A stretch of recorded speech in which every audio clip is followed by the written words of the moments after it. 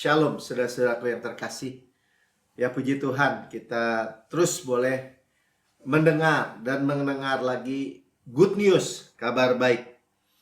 Ya walaupun seolah-olah kok diulang-ulang gitu. Karena gembala yang agung, ya digambarkan memang gembala di Timur Tengah itu membawa domba-dombanya dari kandang, terus menyusuri rute yang sama. Ya, kalau udah sampai domba-domba kenyang, kembali lagi. Dan di rute yang sama terus naik sampai mengelilingi bukit, sampai puncak pengharapan dikatakan, Hatikba. Ya, itulah gambaran gembala di Israel. Dan Tuhan tidak mau kita berkubang ya di lumpur dosa. Ya, Dia telah mati bagi semua dosa kita. Kita telah mati untuk dosa. Dead to sin. Nah, itu yang Rasul Paulus beritakan. Terus dia beritakan berita kasih karunia yang sentralnya, artinya pusat beritanya hanya Yesus dan karyanya, betul. Tapi beritanya adalah pengampunan segala dosa dan telah dibenarkan. Ya, kita bukan berusaha untuk benar, tapi kita menerima kebenaran hadiah. Ya, kita dengar terus. Kalau kita jatuh aja, kita jatuh di dalam Kristus, di dalam Yesus. Gak bisa terpisah. Seperti di dalam bahtera. Ya, karena kita dikuduskan itu dipisahkan. Seperti kalau kita punya aset misalnya. Ya, Sharon punya emas tuh. Dia titipin di safety box Ibu Lili. Nah, itu dipisahkan. Itulah arti kata dikuduskan. Ya, jadi bukan kita hidup berkubang ya di dalam dosa. Kita sudah dipisahkan oleh Yesus. Dan kita nggak berjuang. Ya, tapi kita menyerahkan diri kan, mempersilahkan Yesus mengangkat kita. Nah, inilah kita mendengar firman itu terus. Ya, kita mulai lagi dari Roma 6 ayat 1 sampai 3. Katakan jika demikian apa? Kita udah tahu ya. Di mana dosa bertambah-tambah, kasih karunia mengatasi. Nanti kita juga bisa lihat lagi ya di Roma 5 sebelumnya. Ini Roma 6 ayat 1. Ya, jadi nggak bisa dosa itu melewati kasih karunia Tuhan. Ya, selalu kasih karunia melingkupi, ya mengatasi maksudnya. Super abound. Apakah yang hendak kita katakan? Bolehkah kita bertekun dalam dosa? Artinya di dalam kubangan. Supaya semakin bertambah kasih karunia itu. Nah, di dalam kata pertanyaan. Kan? Wah, kalau dosa bertambah-tambah kasih karunia super abound. Kalau gitu kita bertekun aja dalam dosa. Hidup aja di dalam kubangan. Ayat 2 aja katakan. Firman Tuhan, sekali-kali tidak.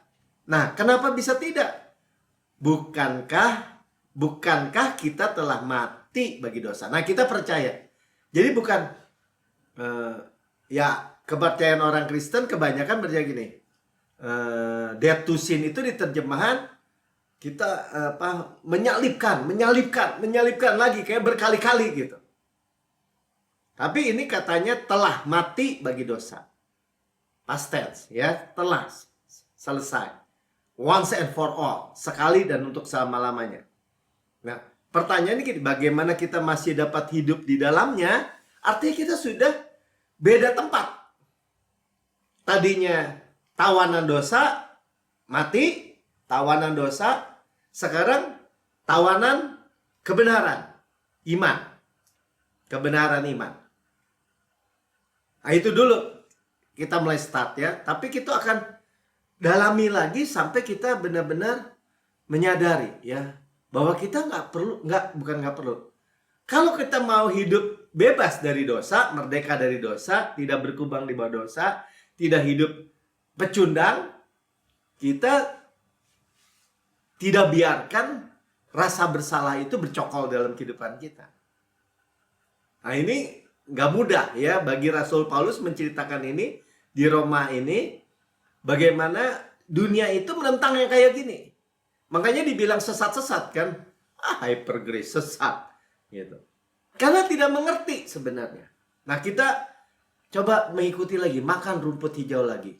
Kita menerima death to sin, ya, kematian terhadap dosa. Sudah mati. Telah. Sekali untuk selama-lamanya. Nanti kita lihat ayat-ayatnya. Ayat 3. Atau tidak tahukah? Nah, kita menyadari kan, tahu sekarang bahwa kita semua telah dibaptis dalam Kristus. Dibaptis dalam kematiannya. Ya, telah dibaptis dalam kematian. Kita sudah mati. Ya, kita sudah mati. Artinya gini, manusia lama saya, Melki yang lama, sudah mati terhadap dosa dalam kematiannya.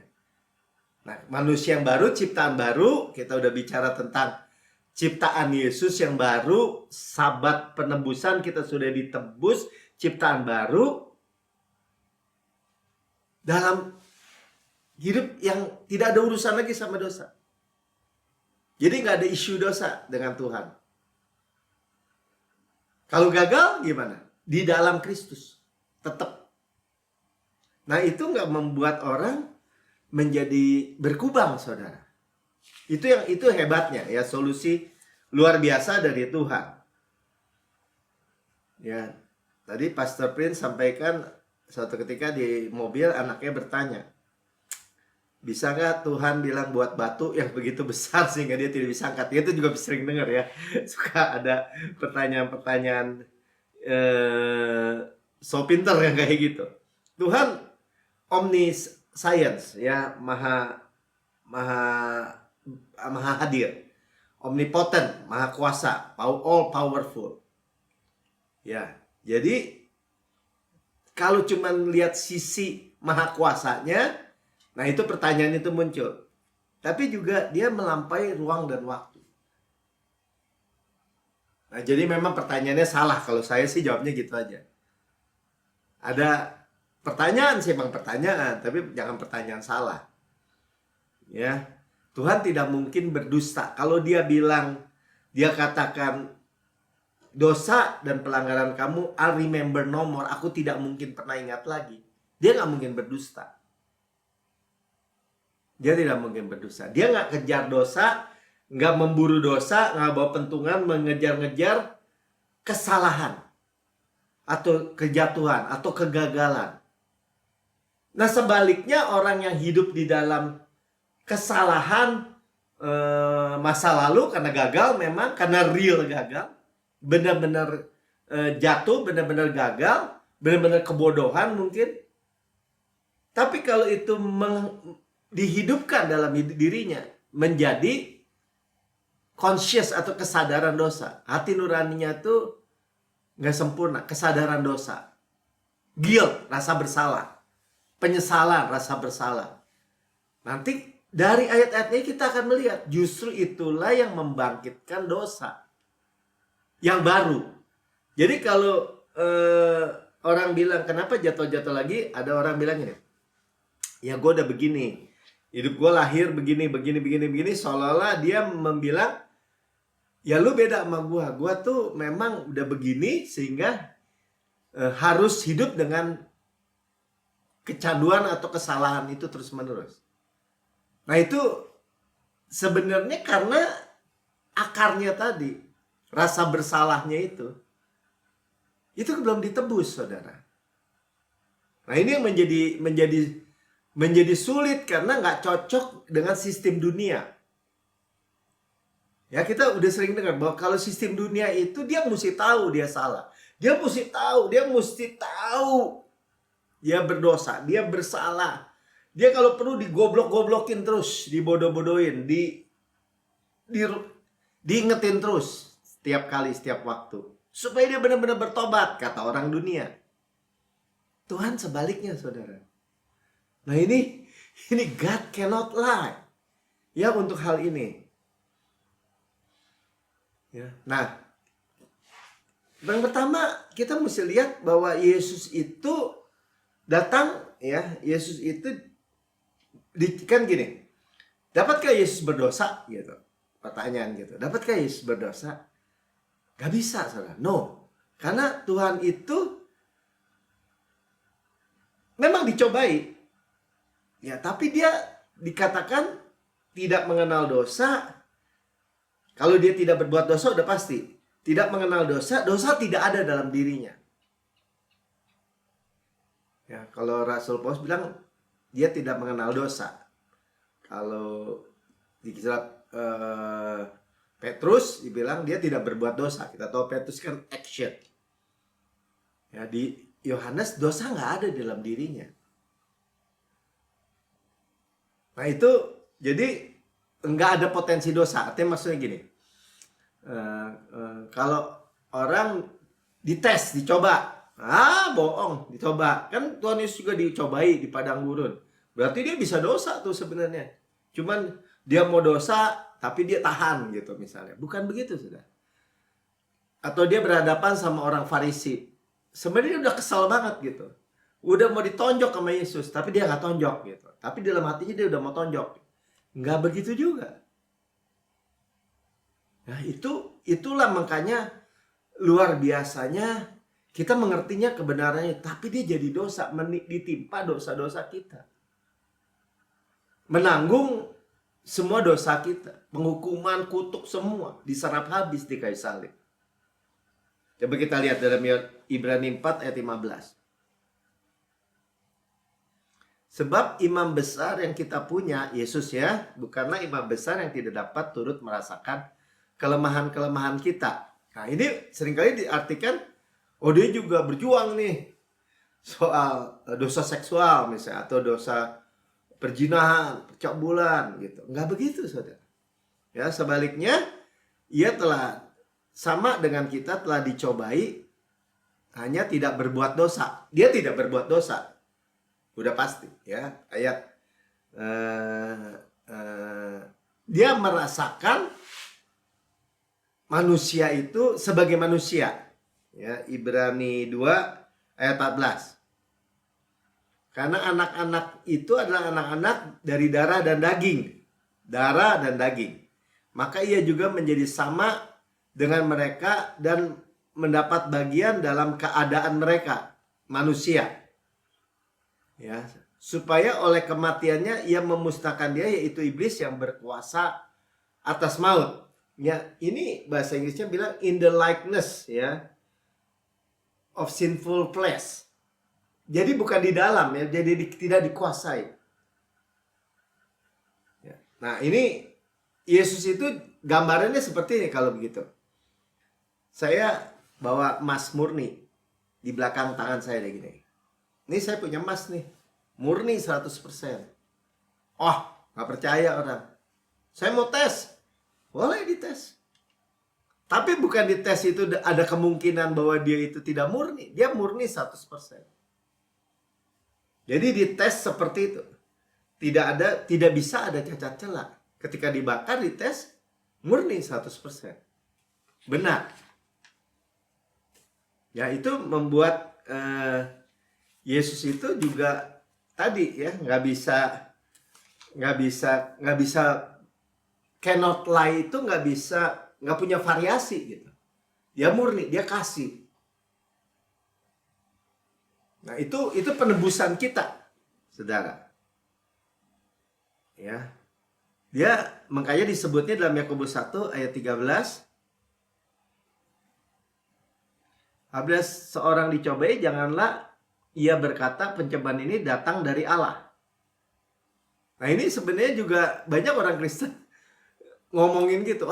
Saya kecelakaan nih dari Tuhan. Ini, dari itu. Enggak, sebab Allah tidak dapat dicobai oleh yang jahat. Nah ini kata ini bukannya tidak dapat itu tidak pernah. Tidak dapat, itu artinya dia murni 100%. Dan dia sendiri tidak mencobai siapapun. Amin. Ya, jadi jangan pernah bilang itu dari Allah. Yang buruk-buruk. Ayat 14. Lihat ya, tetapi tiap-tiap orang dicobai oleh keinginannya sendiri karena ia diseret dan dipikat olehnya, oleh pencobaan itu. Ya, keinginannya sendiri. Jadi ada kehendak bebas gitu ya. Ada kehendak bebas.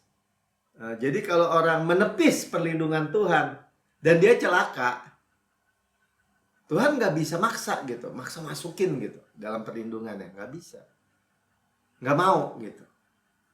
Nah itu yang kita harus sadari. Ayat 15. Dan apabila keinginannya itu telah dibuai, ia melahirkan dosa.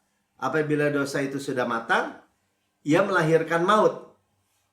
Sudah lihat ya, kita udah dibebaskan dari perbudakan dosa itu, dari maut itu. Nah, orang dunia itu, orang di luar Yesus itu mencapai sampai sini tuh, sampai maut tuh. Sebelum percaya Yesus ya begitulah. Tapi Tuhan tidak. Ayat 16. Saudaraku yang kukasih, janganlah sesat. Nah, ini bicara kita jangan sesat pikir gitu. Ayat 17. Setiap pemberian yang baik. Nah, sekarang kita lihat ya, suplai Tuhan apa setelah kita di dalam Yesus. Pemberian yang baik. Setiap anugerah yang sempurna. Gak ada variasi, saudara. Datangnya dari atas.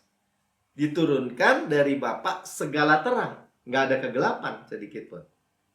Ya, padanya tidak ada perubahan atau variasi. Tidak ada pelintat-pelintut gitu. Nanti ngasih gelap, nanti kasih terang, nanti kasih sembuh, nanti kasih sakit. Gak ada. Pemberian yang baik. Jadi kalau saudara lihat surga, ya baik. Yang sempurna, bahkan kasih karunia atau anugerah itu yang sempurna. Perfect. Atau bayangan karena pertukaran. Jadi kalau bayangan karena pertukaran itu masuk ternyata suruh bayar gitu. Nggak ada, saudara. Yakobus bilang seperti itu. Jadi semua yang kita lihat, apa yang Yesus punya, kita punya. Keadaan kita di dalam Yesus, Yesus dalam kita, itulah perfectnya. Makanya tadi dikatakan, gimana nih kalau masih jatuh? Gimana urusan dosa? Sudah dibereskan di kayu salib. Sekali untuk selama-lamanya. Gimana kita terima kebenaran yang kayak begini? Ini kan terlalu wah, kayak lu gak punya dosa aja. Jadi dibalikin lagi ke sini, saudara. Padahal tadi kita udah lihat, Yesus itu gak ada dosa. Emas murni 100%. Kita ditaruh di situ. Kita tinggal bilang amin aja. Itulah kebenaran iman. Jesus cannot sin. Itulah kebenaran iman. Tuhan melihat kita kudus di dalam Yesus oleh darahnya. Selama-lamanya, continue berkelanjutan. Itulah kebenaran iman. Kebenaran hadiah. Sulitnya memang di situ karena kita masih jatuh daging ini. Tapi kalau kita melihat sekali lagi kebenaran iman ini sebagai jawaban, kita nggak lari, kita lari kepada Tuhan yang memerdekakan kita. Kita nggak terus tinggal di kubangan gitu. Yang orang dunia itu tinggal di kubangan, akhirnya dia bilang, ya gue udah begini, lu mau apa gitu. Nah itulah yang kita lihat kehidupan yang berkubang di dalam dosa dan kematian. Penjara, makanya disebutnya penjara dosa. Penjara nggak bisa keluar. Hanya di dalam Yesus yang memerdekakan kita. Ya. Jadi Yesus cannot sin. Ya, dia diuji seperti tadi, diuji seperti emas, ya. Kalaupun dia marah juga tuh sama orang Farisi, tapi dia nggak ada dosa dalam diri dia. Contoh ya, waktu Lukas 13 ayat 15. Lompat aja, Mik. Lukas 13 ayat 15. Tapi Tuhan menjawab dia, katanya, hai orang-orang munafik. Bukankah setiap orang di antaramu melepaskan lembunya dan keledainya pada hari Sabat dari kandangnya dan membawanya ke tempat minuman? Nah, Tuhan marahnya juga di dalam kekudusan, saudara. Nah, ini perfect. Ya, karena orang-orang Farisi, Tuhan Yesus menyembuhkan orang bungkuk belasan tahun di bait Allah, hari Sabat, mereka malah malah memprotes soal Sabat. Ya, makanya Yesus bilang kemunafikan kepada mereka. Ya, 18 tahun bungkuk tuh orang tuh. Dia kan keturunan Abraham juga. Dia boleh diselamatkan. Nah, kita melihat sekali lagi kekudusan ya, kekudusan dari Tuhan Yesus. Ya, jadi tadi makanya di dalam Roma, apa kita harus hidup dan tinggal dalam dosa? Enggak. Ya. Efesus 2 ayat 6. Nah, kita menghadapinya begini nih. Di dalam Kristus Yesus ia telah membangkitkan kita, sekali lagi di dalam Yesus Kristus membangkitkan kita juga, dan memberikan tempat bersama-sama dengan Dia di surga, ya. Seated together with Christ. Didudukkan bersama Kristus. Kita ini didudukkan dalam posisi ini. Ya, jadi kalau dosa itu mau menjatuhkan orang Kristen, udah gak bisa. Pakai otoritas gitu. Pakai power, otoritas yang dibutuhkan karena posisi kita. Gitu. Saya adalah kebenaran Allah dalam Kristus. Segala kecanduan ini tidak boleh ada dalam hidup saya. Di dalam nama Tuhan Yesus. Pakai otoritas itu. Hati nurani saya sempurna karena korbannya sempurna. Pakai otoritas itu. Jadi bukannya kalah hidup di kubangan terus kalah gitu. Perkatakan. Ya tadi bahkan ya saya nggak tahu ya, bisa sama nih Pastor Prince. Dia bilang dia punya trauma karena di Singapura kan mereka wajib militer. Itu bisa waktu ya mungkin saking traumanya karena nggak suka olahraga disiksa begitu, push up, pull up, apa segala macam, sit up kali. Akhirnya jadi kalau tidur tuh suka merasa dalam tidurnya tuh masih mimpi, masih di kepalanya botak katanya. Waduh, dia bangun bayangin dia khotbah dengan kepala botak karena militer ya. Nah, kalau orang-orang di ITB suka ada cerita gitu juga. Tidur kebangun, aduh kayak masih kuliah gitu. Karena saking traumatisnya kali ya. Pelajarannya banyak tugas, banyak ini, banyak itu. Nah, itu banyak cerita seperti itu. Nah, kita pakai otoritas gitu sebenarnya. Ya. Oh, semua ketakutan itu tidak lagi ada dalam kehidupan saya, di dalam Yesus. Nah, kembali lagi ya. Jadi pergunakan nama Yesus.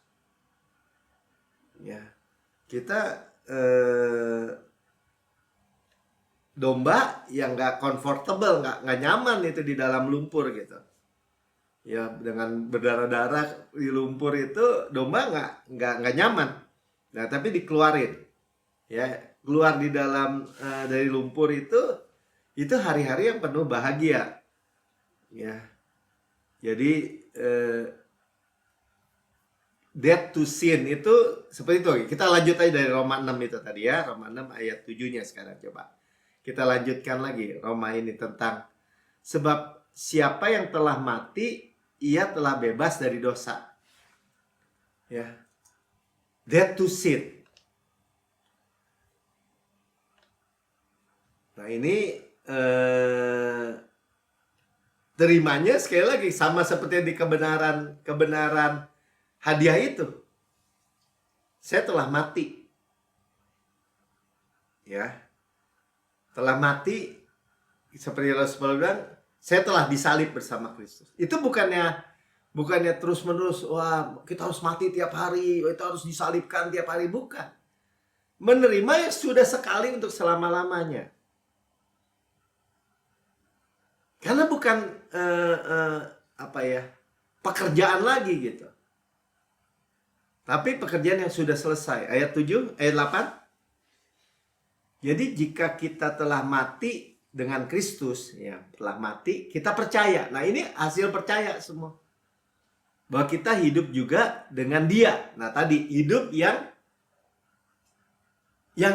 bukan pecundang tadi, bukannya dalam kekalahan tadi.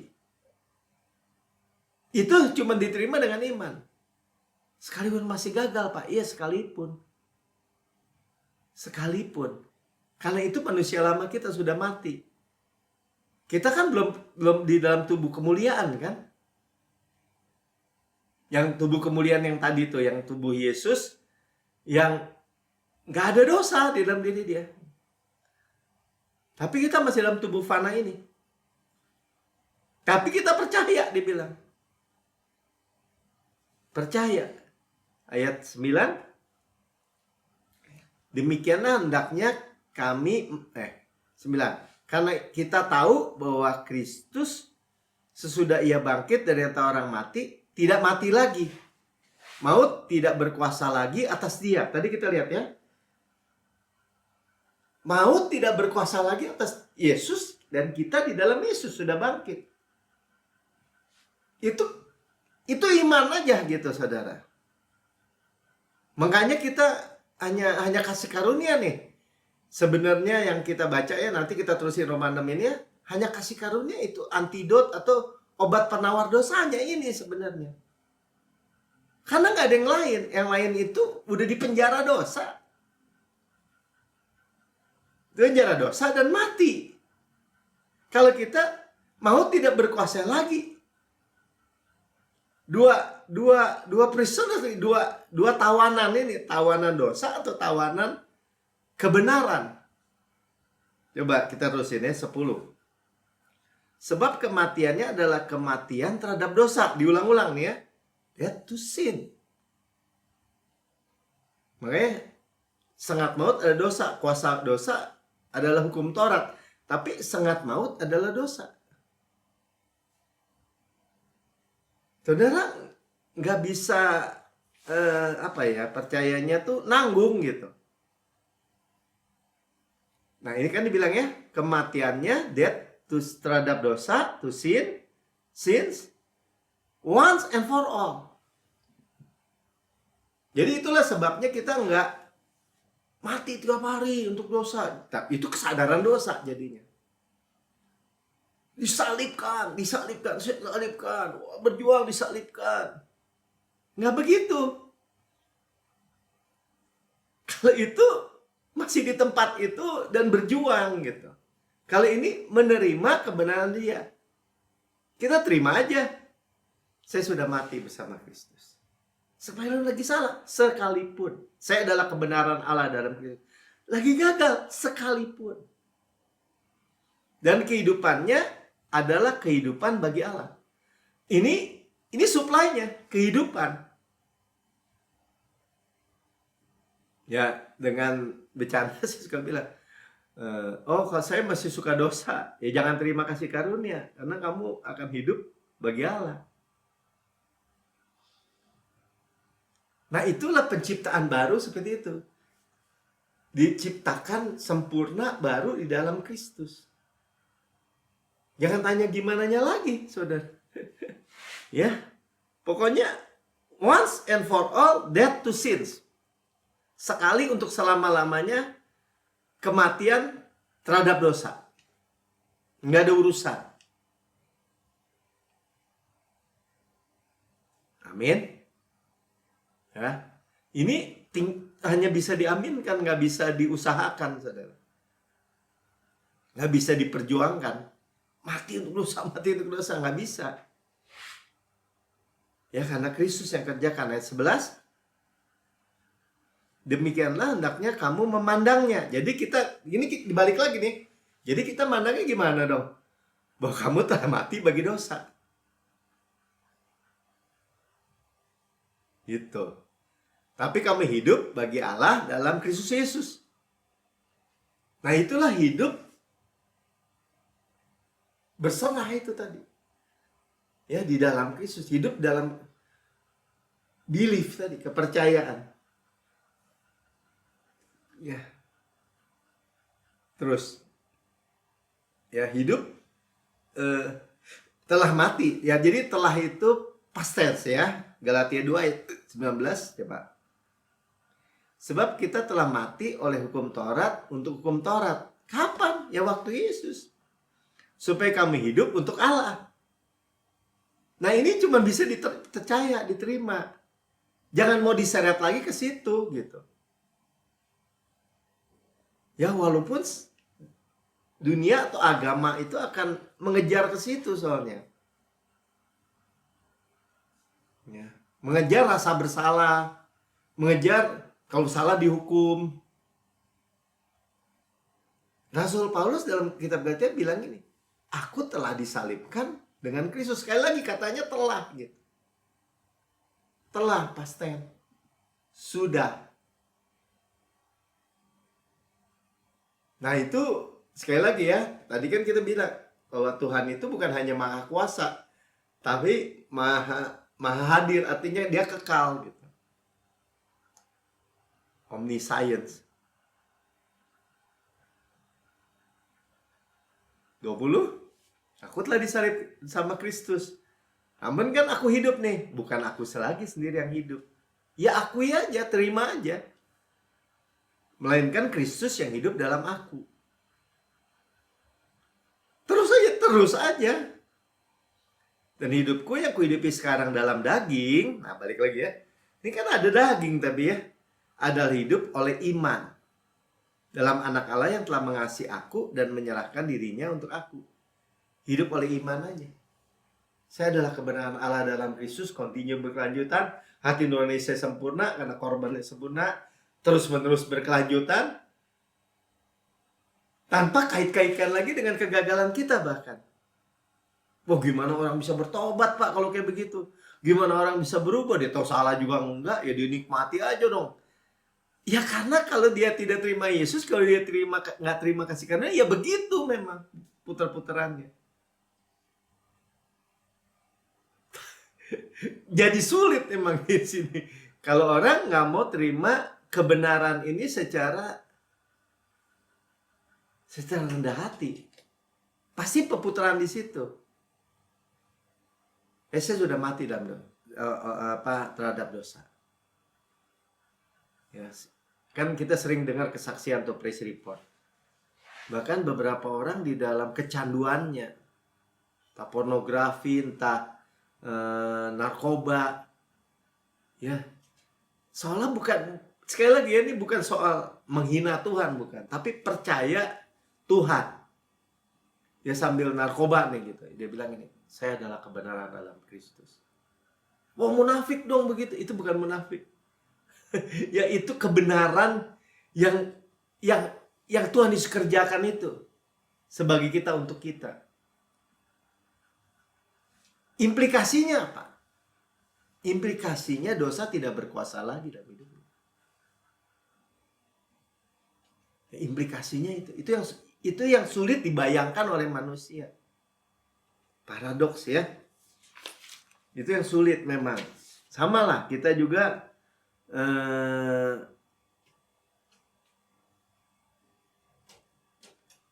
mengalami hal yang sama. Jadi maksudnya gini, orang tuh cenderung memelihara rasa bersalah gitu, guilt gitu ya. Untuk ngingatin jangan jatuh lagi untuk itu. Padahal Tuhan lihat luar dalam, saudara. Nah ini yang menjadi isunya. Jadi kematian terhadap dosa itu juga kematian terhadap rasa bersalah. Karena Tuhan itu salah satu gambarannya adalah korban rasa bersalah, guilt offering, korban rasa bersalah. Dari 5 korban ya, korban bakaran, korban peace offering, korban sajian, korban penghapus dosa, korban penghapus rasa bersalah. Itu kerjaan Tuhan semua gitu, saudara, maksud saya. Ya, kalau kita mati terhadap rasa bersalah, kamu mati terhadap power dosa gitu.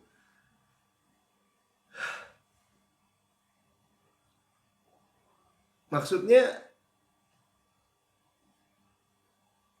kuasa Tuhan nyata dalam hidup kita justru.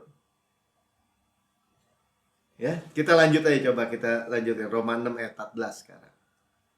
Ya, tadi udah ya? Udah sampai belum? Belum ya? Coba lihat. Belum ya? Coba 14 ya. Jadi terusin Roma 6 ya. Sebab kamu tidak lagi dikuasai oleh dosa. Ada nggak? Ada. Kayak gini. Sekarang tidak ada lagi penghukuman siapa yang ada di dalam Kristus. Ada nggak kesalahan atau dosa atau kegagalan? Ada, tapi tidak dihukum. Jadi gimana dong? Ya kita suruh terima aja yang kayak gitu. Jangan mau dengerin tuh kalau orang bilang enak dong bikin dosa. Jangan mau dengerin lagi udah. Percuma didengerin yang kayak gitu. Tuh makanya tuh ya ajaran kayak gini tuh.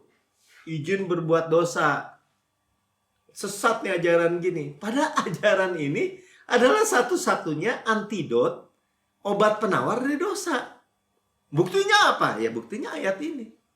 Kamu tidak akan dikuasai lagi oleh dosa karena kamu tidak berada di bawah hukum Taurat. Tetapi di bawah kasih karunia. Berarti di bawah kasih karunia ini satu-satunya obat penawar dari dosa atau penguasaan dosa dalam hidup kita. Karena dosa itu maut. Tapi udah mati di dalam Kristus. Udah disalib. Susah Pak jadi bolak-balik? Enggak. Ini persoalan kebenaran hadiah. Jangan dibikin susah. Jangan tinggal di situ. Tinggal nekat aja gitu. Berdiri teguh aja. Buat Tuhan tidak ada lagi isu soal dosa dengan kita. Ya, dan saya tidak mau berkubang di dalam dosa. Saya mau hidup di dalam Kristus dengan hidup bagi Allah tadi. Saya mau, saya terima, saya allow, silakan Roh Kudus. Di dalam seluruh aspek kehidupan. Karena udah dihitung semua, saudara. Saudara, dalam kemahatauannya Tuhan mengenal kita sempurna. Ya, luar dalam, atas bawah, kiri kanan. Dan mengasihi kita sempurna. Itu kebenaran, bukannya harus diupayakan gitu, harus kita di posisi-posisi. Posisinya cuma satu di dalam Yesus. Amin. Ya. Dan ini luar biasa saudara ya, ketika kita bebas dari rasa bersalah ini, dari dosa ini. Ya, 1 Petrus 2 ayat 24 cerita tentang kesembuhan saudara. Ya, 1 Petrus 2 ayat 24 coba baca. Dia sendiri telah memikul dosa kita. Lihat ya, dalam tubuhnya di kayu salib supaya kita. Lihat ya. Yang telah mati terhadap dosa. Sekali lagi diulang. Bukan karena kerjaan kita nih. Yesus sendiri memikul dosa kita di dalam tubuhnya. Ada disisain nggak buat kita? Nggak ada. Ya.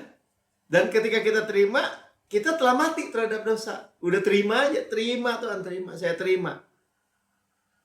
Nah, hidup untuk kebenaran tadi, hidup untuk Allah tadi kan disebutnya.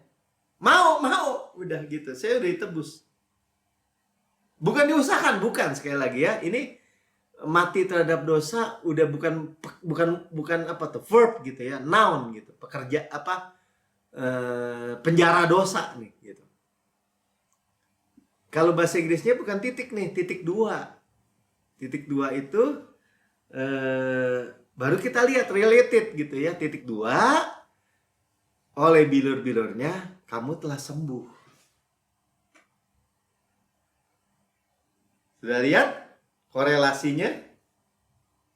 Ya, ketika orang itu terus, kenapa orang Kristen mati muda? Kenapa orang Kristen nggak ada bedanya dengan orang dunia? Karena memang nggak ada bedanya kepercayaannya dengan sistem agama. Sekalipun kebenaran ini di dalam Yesus telah mati terhadap dosa.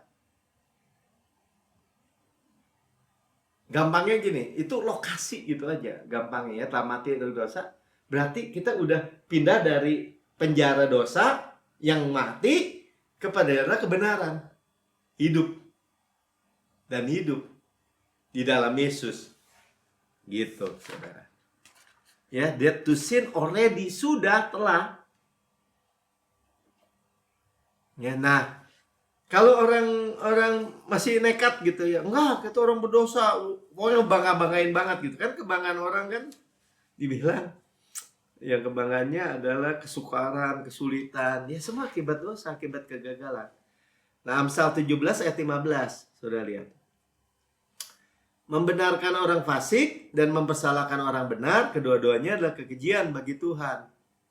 Nah, ini kalau dulu tanpa mengenal kasih karunia, kita pikir tuh kalau ada orang fasik hebat itu tuh kita bener-benerin. Wah, kalau orang salah, orang benar, difitnah, di ini. Nah, seringkali mikirnya gitu. Ayat ini nggak berkata gitu. Ya, ayat ini berkata gini, orang di luar Yesus itu fasik disebutnya. Wah, tapi dia baik loh. Wah, dia masa orang sebaik itu nggak masuk surga gitu. Walaupun dia nggak punya Yesus nih. Itu membenarkan orang fasik tetap. Atau sebaliknya, mempersalahkan orang benar. Saya adalah kebenaran Allah dalam Kristus. Saudara semua oleh darah Yesus, di dalam Yesus tadi kata firman Tuhan, saudara ada orang kudus, orang benar. Paulus di Korintus bilang, kalian nih orang kudus. Nanti coba kita lihat ya sedikit ya. Orang dikuduskan, orang benar, orang sudah dipisahkan. Walaupun mereka hidupnya masih kacau balau, saudara. Nah, mempersalahkan orang benar itu dua-duanya tuh, atau yang kita lagi sedang bicarakan itu kekejian. Jadi kalau saudara bilang gini, ya saya mah orang berdosa, itu bukan rendah hati, itu kekejian. Gitu loh maksudnya. Ya, saya mah orang gak layak. Tuhan bilang, gue udah tahu lo gak layak. Gue tahu lo orang berdosa. Gue tahu lo semua luar dalam. Tapi aku mengasihi engkau, aku berikan nyawa anaknya. Nah, ini soal tentang Yesusnya nih yang ditepis atau enggak. Sulit ya, tapi jangan sulit lah, terima aja. Kalau Tuhan bilang gini, Melki, kamu kudus karena aku kudus. Amin Tuhan. Kamu orang benar, kamu orang kudus karena darahku, karena kamu diciptakan baru. Amin Tuhan, saya terima. Tanpa risau saudara yang kayak gini, karena nggak ada jalan lain. Kalau orang berjuang, saya ini kudus ya, saya udah berjuang nih. Jadi mempelai Kristus menjelang kedatangan Tuhan, saya berjuang mempelai Kristus, saya puasa aja berapa kali seminggu, saya begini, saya begitu. Itu lepas dari Kristus yang kayak begitu. Mengusahakan kebenaran dari hukum Taurat, usaha sendiri. Wah, ya, yang kayak gini saudara bisa terima itu udah ajaib saudara ya. 1 Korintus 1 ayat 2 ada, jangan cepat kita baca ya, ayat-ayat terakhir. Kepada jemaat Allah di Korintus, yaitu mereka yang dikuduskan dalam Kristus Yesus, yang telah dipanggil menjadi orang-orang kudus. Padahal kalau kita baca Korintus, semua dosa apa juga ada tuh. Dengan semua orang dari segala tempat yang berseru dalam nama Tuhan kita Yesus Kristus, yaitu Tuhan mereka dan Tuhan kita. Dia tetap sebut saint, the saint, orang kudus. Nggak seperti yang satu bilang orang-orang kudus hanya tertentu aja. Kita ini semua. Itu bukan kesombongan, saudara, itu pekerjaan Tuhan yang sempurna buat kita. Nah, ini yang harus kita dengar berita ini. Ya. Ya tapi kan ya pokoknya orang selalu bilang itu, ketaatan. Kita harus taat, kita harus obey. Ya kita ketaatan Kristus itu ketaatan Kristus. Kita obey, terima yang kayak gini. Roma 5 ayat 19. Jadi sama seperti oleh ketidaktaatan satu orang, siapa? Adam. Dan semua orang telah menjadi orang berdosa. Ini atau yang ayat 17 juga sama. Kalau ayat 17 bilang, bahkan lebih benar lagi, much more. Demikian pula oleh ketaatan satu orang, Yesus, semua orang menjadi orang benar. Jadi siapa? The obedience of siapa? Saudara atau Yesus? Ini pertaruhannya di situ. Kalau saudara mau perjuangkan, jadi obedience saudara, ketaatan saudara. Ya, jadi kitab Roma ini kalau kita baca, makanya tadi kan kita baca kitab Roma, mungkin ada orang menerimanya berbeda dengan kita, gitu ya. Tapi kalau kita lihat the obedience of faith, gitu ya, dari mula sampai ayat terakhir itu, coba kita lihat dari Roma 1 ayat 15, dibuka dengan apa? Roma 1 ayat 5. Dengan perantaraannya Yesus, kami menerima kasih karunia, ya, jabatan rasul aja itu kasih karunia untuk menuntun semua bangsa supaya mereka percaya dan taat. Ya, bahasa Inggrisnya obedience to the faith, kepada namanya. Ketaatan iman. Ya, kebenaran iman, ketaatan iman. Iman tuh artinya saudara cuma terima. Gitu. Ya. Suaranya timbul tenggelam nggak? Nggak ya. Coba. Roma 16 ayat 26. Ayat terakhir. Tetapi yang sekarang telah dinyatakan, jadi di kitab Roma tadi dibuka dengan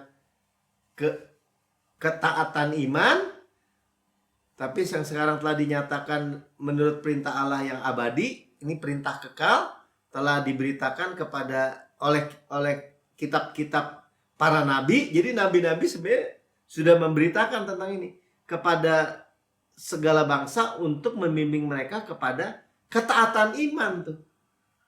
Obedience to the faith. Tuh. Jadi ketaatan karena percaya, karena terima.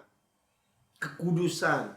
Makanya kita harus terima bahwa death to sin, kematian terhadap dosa, udah telah.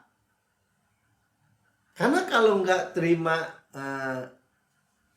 pengampunan segala dosa, dibenarkan semuanya, kematian terhadap dosa, kesininya akan kusut, saudara. Nggak terima lagi tuh ketaatan iman, ya, iman Kristus, sulit akan menerimanya. Semua akan berjuang dengan ketaatan sendiri, kebenaran sendiri, yang jatuh dari kasih karunia. Jadi dosa menguasai lagi. Bebas sih bebas gitu ya, tapi tinggal di penjara dosa. Makanya kematian-kematian muncul dalam kehidupan orang Kristen bahkan. Ya, jangan mau. Nah, poinnya itu aja yang saya mau sampaikan. Ya. Jadi kita perkatakan, jangan mau gimana Pak praktisnya? Praktisnya gini aja, I am the righteousness of God in Christ. Ya, saya telah mati bagi dosa. Saya adalah kebenaran Allah dalam Kristus. Hati nurani saya sempurna karena korbannya sempurna. Saya telah mati tadi kan, saya telah disalibkan bersama Kristus. Telah gitu. Diingat-ingatin kepada diri saudara. Saya kebenaran Allah dalam Kristus, makanya itu udah paling sering kan kita ucapkan kan di sini. Ya, saya menerima kelimpahan kasih karunia, kebenaran hadiah. Saudara, reign in life. Itu implikasinya, itu buahnya, hasilnya. Ya, jadi nggak bisa cara lain, saudara. Ya, ada bagian kita, ada bagian Tuhan, ada bagian kita, ada bagian Tuhan. Nggak mau, gitu aja. Bagian kita mah bikin rusak aja itu. Bagian kita terima, bagian kita menikmati apa yang Yesus sudah kerjakan sempurna itu. Death to sin, gitu. Sudah mati terhadap dosa. Sudah mati terhadap dosa. Saya percaya, saya terima. Saya adalah kebenaran Allah dalam Kristus. Saya percaya, saya terima.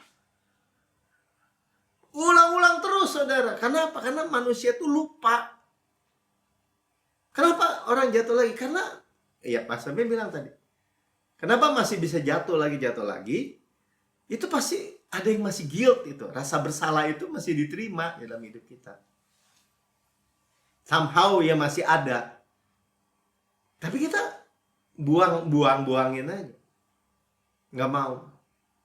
Saya tidur saya sempurna karena korbannya sempurna. Amin. Ya, saya nggak panjang lebarkan. Saudara yang mendengar di rekaman YouTube, saudara berkata, saya mendengar kabar baik. Saya hidup dari ketakutan atas penghukuman, atas dosa. Tapi hari ini saya dimerdekakan. Ya, tapi saya belum pernah menerima Yesus sebagai Tuhan dan Juru Selamat pribadi. Saudara, bukan kebetulan saudara mendengar rekaman ini. Saudara ikuti saya berdoa untuk menerima Yesus. Katakan begini, Tuhan Yesus yang Maha Mulia, saya menerima Engkau sebagai Tuhan dan Juru Selamat pribadi saya. Dengan mulut saya mengaku, dengan hati saya percaya bahwa Engkau telah mati bagi semua dosa saya, dibangkitkan karena pembenaran saya, naik ke surga, duduk di sebelah kanan Allah Bapa, dan mendudukkan saya bersama-sama dengan Yesus di surga. Surga adalah rumah saya, dan saya adalah anak yang paling dikasihi oleh Bapa. Saya adalah kebenaran Allah di dalam Kristus. Saya sudah mati terhadap dosa dan hidup bagi Allah. Di dalam nama Tuhan Yesus. Amin. Sudah diberkati? Ya, saya menyampaikan sangat diberkati. Ya, kebenaran yang memerdekakan kita semua. Mari kita siapkan perjamuan kudus kita. Kita sudah dibasuh dengan air yang jernih, air yang murni. Dari semua debu-debu. Kita nggak mau jadi makanan umpan musuh, makanan ular. Tapi kita mau hidup segar, hidup penuh bahagia, shalom sejahtera semata-mata. Tadi tambah hari tambah kuat, tambah sehat. Ya, disekat dengan kain lenan halus, yaitu melalui perjamuan kudus. Ya, jadi kita udah mau dicuci kaki sama Yesus, dilap gitu ya, segar. Ya, sebab apa yang kuteruskan kepadamu, kata Rasul Paulus, aku terima sendiri dari Tuhan. Kita terima semua masing-masing di tempat masing-masing dari Tuhan. Pada malam Tuhan diserahkan, dia mengambil roti, mengucap syukur, memecah-mecahkan, dan berkata, inilah tubuhku yang diserahkan bagi kamu. Perbuatlah ini menjadi peringatan akan aku. Ya, memperingati kematian Tuhan sampai Tuhan Yesus datang. Artinya memperingati salib Kristus karya Yesus. Ya, tubuhku benar-benar makanan, darahku benar-benar minuman, kata Tuhan Yesus. Ya, kita discern, mengakui tubuh Kristus. Bahwa tubuh Kristus itu diremukkan supaya kita utuh. Nggak remuk, nggak hancur. Ya, supaya kita utuh, sukses, utuh, berkemenangan, tanpa susah payah. Ditikam, supaya dosa kita taken away, dihapuskan. Dicambuk, tersingkap tulang-tulangnya, menanggung sakit penyakit kita. Tadi dikatakan ya, oleh bilurnya kita sudah sembuh, karena kita dead to sin. Ya, kita digantung antara bumi dengan langit, disalibkan, digantung antara bumi dengan langit, ya, dibakar dengan murka, dengan semua yang harusnya menimpa kita, menimpa Yesus, habis. Kita tinggal rest bersandar pada kemurahan kebaikannya aja. Dan berkata, sebagaimana Yesus di surga, layak terima kuasa dan kekayaan dan hikmat dan kekuatan dan hormat dan kemuliaan dan berkat, demikian saya di bumi sekarang ini. Cuman penerima. Sehat, kuat, segar, dimudahkan, energik, dinamis. Tambah hari, tambah kuat, bukan tambah lemah. Makan daging Kristus. Ya, seperti pohon yang Tuhan tanam di tepi aliran air, merambat karena di tepi batang air, menghasilkan buahnya pada musimnya. Tidak layu daunnya, apa kita berbuat prosper, good sukses. Kita orang benar ya, dibilang orang benar itu akan bertunas seperti pohon korma, tumbuh subur seperti pohon aras di Libanon. Kita makan daging Kristus, paha kanan kekuatannya, dadanya kasihnya, roti malaikat, roti pemenang, roti hidup. Mana surgawi hukum roh yang menghidupkan, yang memberikan kita dari hukum dosa dan hukum maut. Gandum terbaik di lesser butter dan madu dari gunung batu. Enak. Saudaraku yang kekasih, bukankah roti yang kita pecah-pecahkan adalah persekutuan kita dengan tubuh Kristus? Amin. Makan dalam nama Tuhan Yesus. Bapak, kami terima. Kepala sehat Kristus, tubuh sehat. Kami daging Kristus, tulang Kristus. Mata Kristus, jantung Kristus, paru-paru Kristus. Semua otot-otot, saraf-saraf, sendi-sendi Kristus. Kita berlari tidak menjadi lesu, berjalan tidak menjadi lelah. Bahkan naik terbang dengan kekuatan sayap Raja Wali. Sudah makan, ini cawan perjanjian baru, kata Tuhan. yang dimeteraikan oleh darahku untuk pengampunan segala dosa. Segala dosa kita sudah diampuni. Nggak ada isu dosa lagi. Kita udah dengar. Ya, kita dead to sin. Ya, Tuhan melupakan semua. Tidak mungkin ingat. Tidak mungkin pernah ingat dosa-dosa kesalahan kita. Ya, God cannot lie. Dan kita mewarisi Kanaan. Apa yang sudah Tuhan sudah bayar. God's rest, tempat perhentian Tuhan. Flow with milk and honey. Kota-kota, rumah-rumah yang besar, yang baik isi, yang kita tidak bangun, kita tidak isi. Kita yang memilikinya. Sumur-sumur, sungai, mata air, danau, di gunung, di lembah. Yang kita nggak gali, kita yang minum airnya. Kebun-kebun anggur, zaitun, ara, delima. Yang kita tidak tanami, kita yang makan buahnya. Batunya mengandung besi, gunungnya mengandung tembaga. Harta karun Kristus dalam bejana tanah liat ini, kita yang memilikinya. Gandum jelai kita makan, tidak perlu berhemat. Nggak ada yang mungkin kelaparan. Kita mewarisi dunia ini. Wealth and health di bawahnya. Mewarisi berkat Abraham. Panen raya besar, manifestasi berkat hujan akhir. Golden oil dari golden pipe. Berkat kap pneumatikos. In heavenly places. Warisan anak sulung, karisma, karunia roh. Menjanji semua berkat saat kita dibayar oleh darah yang mahal. Saudaraku yang kekasih, bukan kacauan yang atasnya kita mengucap syukur. Ada persekutuan kita dengan darah Kristus. Amin. Minum dalam nama Tuhan Yesus. Haleluya, haleluya. Ya Tuhan.